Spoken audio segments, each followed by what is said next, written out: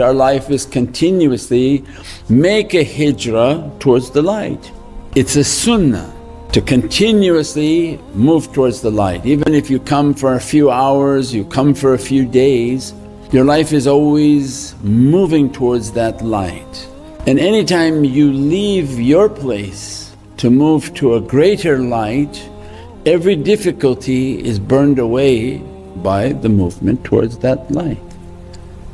Anybody who studies energy, any time in life when we move towards light, there's immense energies coming off of that light. And whatever we have, wherever we are, whatever difficulties, when we take the direction of that light physically, imagine then spiritually, every movement towards that light is a dress of light and washing away every type of negativity and badness.